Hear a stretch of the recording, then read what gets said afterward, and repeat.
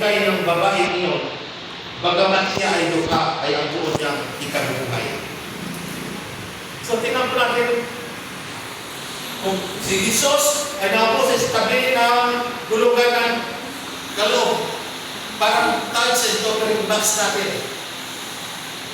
Pinagmamasdan ng Diyos ay naguhulog.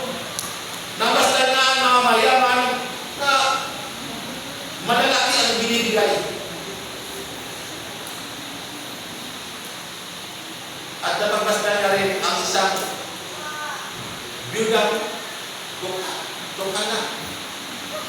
Hindi lang pulong duka pa. Nagpulong ng dalawa sa laking tanso. Sino ang in-appreciate ng Panginoon?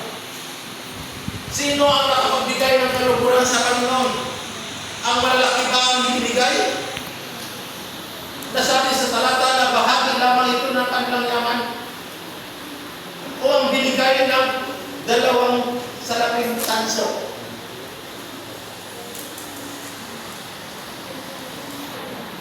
Nakuha.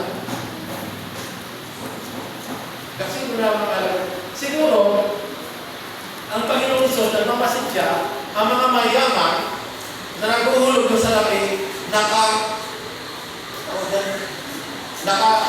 sa lahat, kita-kita ng Panginoon.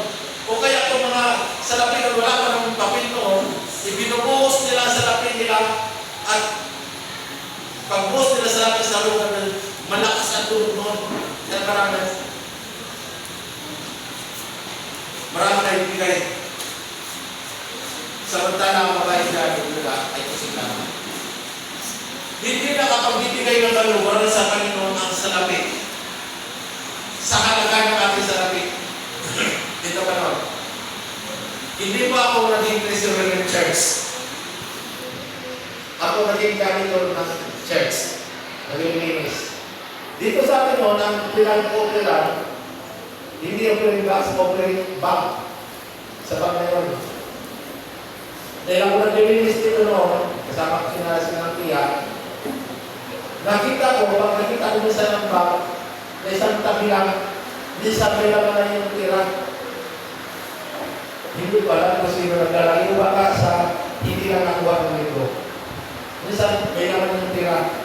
At minsan, ang tira na yon ay napabalot ng papel. At pagkabalot ng papel, nandoon ang pangalan ng taong nagbigay ng tira. Butan ito, nakalagay doon, mula sa pamilyang Pulano, offering. Pamilyang Pulano, tithes. Pinasiparin ko naman ang tithes at offering. Yan. Dito yun, pero diba, wala naman ako